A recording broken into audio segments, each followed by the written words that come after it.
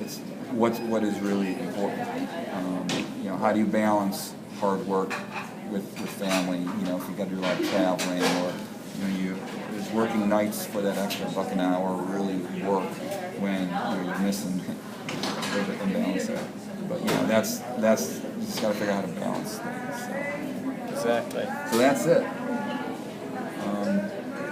What you got for me? I got a couple of questions. All right. I mean, you probably already answered this one, but what is your current job title or position, and how long have you been in this role? Okay. I have been involved in several companies as an owner for the last 2 years. When I got laid off back in 2007, I started doing some private consulting, but right now you have my business card there. Yeah. I'm a land development manager for Atlas Homes and Lencore Development. That's myself and a group of guys are up in DeLand. We're developing and building homes right now. Okay. How long have you been in this role? Well, I've been in that role since I'm going to say 2000 with various companies. For that particular role, 2 years. 2 years? 2 years. With our group. Okay. What do you enjoy most about your job?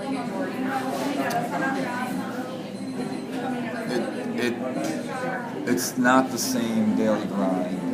Today I met with the planning department in Volusia County, and then I had a meeting with my engineer. Tomorrow I'm going to be out in the field all day counting trees as part of a development project. Sometimes I'll have lunch with clients. Sometimes I'll spend 3 days in a row putting development packages together. So for me, it's not. What I've always loved is 2 things. One, it's always different, and 2, I've had great mentors, and that's made my work enjoyable. So I've been very lucky. Something different every day. I don't just stamp. Go to the production line and just stamp the same sheet metal every day. What type of degree would you suggest I should learn in order to work in your career field?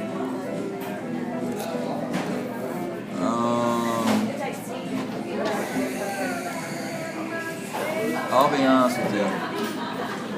A technical degree like geology is probably the best thing that could have happened to me in the field I'm in right now. You need to take that, though, with a little grain of salt, because my other skill sets are I'm extremely analytical, and I have a good business sense. I could look at that business or this business, or I've done $10,000 business plans. I have an innate ability to look at something and be able to model it on paper in Excel. So that's also helped me quite a bit. Although geology, from a technical standpoint, really helped me as a land developer. Yeah. Right. What is or was your inspiration?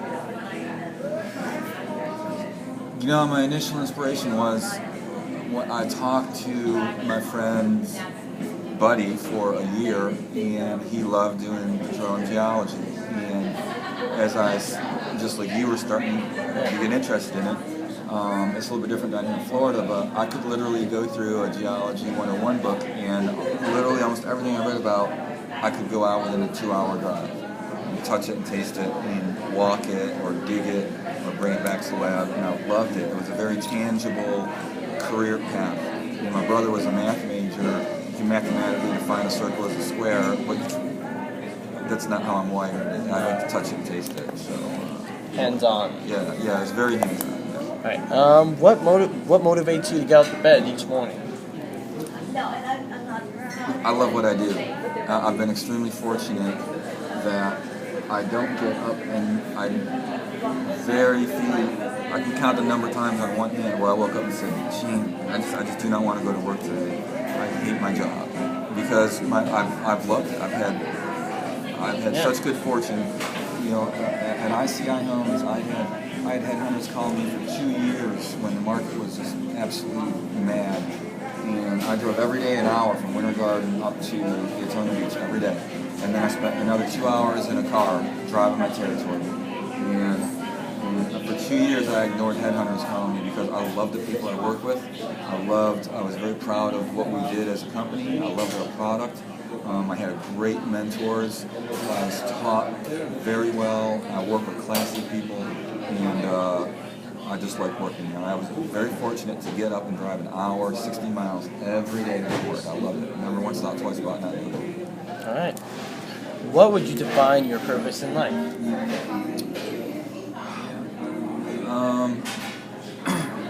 When I was doing environmental consulting, it was the philosophical, I'm leaving the planet a little bit better than I found it.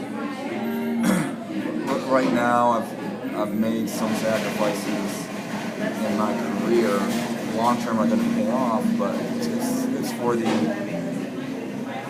the well-being of my family. Yeah.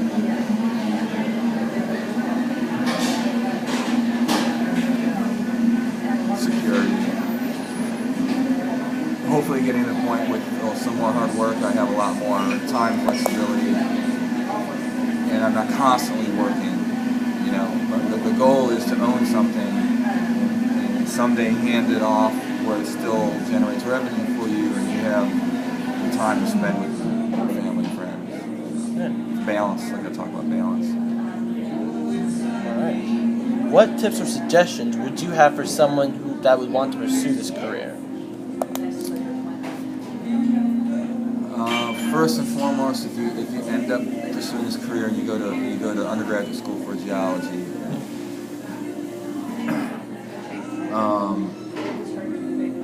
remember what your focus is when you go to school. Don't do the best that you can in the 4 years that you're there. I'm a naturally a smart, intelligent person. And I had a lot of fun in college. I could have gotten more. I did well in it. I graduated from University of Florida with a summa cum laude, a 386, and a ranked MBA program. But I was focused on it. It was 2000. When I went to undergraduate school, I wasn't focused. I didn't learn what I could have been learning. Take it seriously, ask a lot of questions, and really get involved as you start studying. And as soon as you can, start getting involved in the career you want to be in, whether it's as an intern or a volunteer, because people who start their peer network at a very young age and get experience and start building a practical knowledge base. Everybody's book smart. I told you that. Everybody knows that. Everyone knows the same thing, right? But it's what you've done that validates what you know. So if you've done, a summer at the preserve, or you've interned with an engineering firm for a week or a summer, and then you start having practical experience, you build your peer network, you start knowing people, you have resume builders, not just fluff, but you have solid resume builders, and that's what's going to, you need to always rise above everybody else when you start working on your career, right? And that's important. Experience does that. All right. What else should I be doing in school to help land a job once I graduate? Exactly what I just said. Exactly what I just said. Just literally start looking for, and this is something if you have a career counselor at your high school, tell them, look, this is the career I'm trying to pursue, and it may not have to be exactly geology. It could be anything in a science environment, or anything that gives you practical work experience. You know how many people freak because they lose their wallet, they know how to deal with it, or something goes wrong. I was spending $4 million a month on 4 or 5 different projects. I was bidding out projects in Orlando that I had to do in the Panhandle. If I didn't think through things and plan on them, I'd get screwed, right? So anything that you can do that lets people know, it may not have to be geology, that you have work experience, you can handle pressure, you can be taught, you're respectful and polite, and you're someone that's worth looking at and hiring. And you've done it, right? So talk to your counselor, see what kind of volunteer opportunities are out there. Go to the Science Center, see what kind of programs they have, or go to UCF and see what kind of intern programs or something. Just start belonging to organizations that are in that profession and see if there's any local activities that they have. There's all sorts of things. internet is that's really the good thing about the internet. It's just so easy now to find that kind of stuff. Back in the day, a lot of it was who you knew in your peer network. But at least now you have access to information on what else is out there. Go to the water management district, or go to the county or the city and say, hey, do you have any internship programs? This is what I like to look at as a career, or volunteer work, anything. And that volunteer work automatically starts tapping you into a peer network. So once you volunteer and people know you, that turns into maybe an internship, or a part-time job, or a direction of somebody who needs an intern. Would you say that you would like, as a geologist, do you travel? As in, like, traveling standpoint? That's actually a great question, because it depends on what kind of geology you do. I never, most of my consulting work was local, which was you go out for the day and you're back. Although I've had big projects where I've done like 13 or 15 stores or bank buildings, and I'd go out to Mississippi for 2 weeks or 3 weeks, or I'd go to the Panhandle for 3 or 4 days to manage a project. So with some limited travel. Now, if you're a consulting geologist and you're in the oil industry, that's a lot of travel. Sometimes you're put on a well site, and there's different wells in an area. Sometimes you work for Aramco, and you get sent to Saudi Arabia for 8 months, 10 months at a time, a year at a time. I was over in Nigeria. You go to Nigeria, they fly you in for 6 months to a year, and you sort of tough it out. So, it all depends on what kind of geology. All right.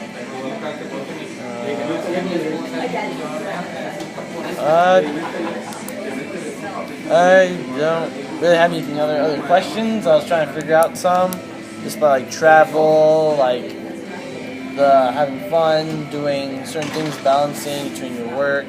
Yeah, I mean, it's tough when you travel. It's tough, and a lot of times if you're traveling or you have a lot of field work, you still have the responsibility, especially as you start going up in your career, you garner more responsibility on project management.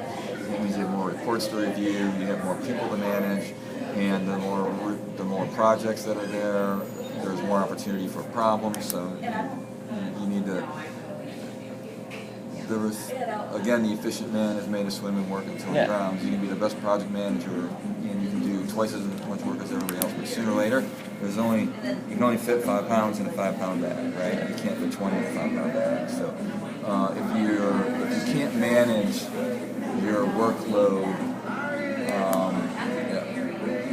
it's going to eventually hurt you, because you're not going to be able to perform up to everyone's expectations. So you got to really just make sure you have good balance. All right. Yeah. And again, that's part of knowing what your skill sets are. Are you a last minute person? No. I'm gonna tell you. You gotta. If you're a last minute person, you better really have your game on, because it's not homework anymore. Once you go to college and you graduate and you start having millions of dollars of responsibility, right? You got to really make sure you get your stuff done.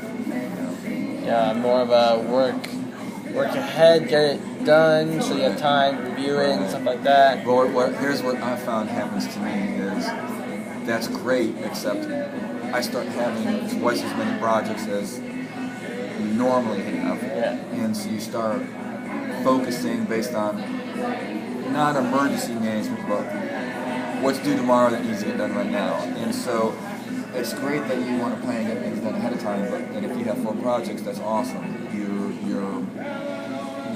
The volume you have to manage fits within the time you have to manage it. But when you have 15 projects, you can't work on all 15 projects at once. And you're not going to work ahead on project number 15 when projects 1, 2, 3, and 4 are due in 2 days, right? And you still don't have lab samples back. And your techs are still out in the field.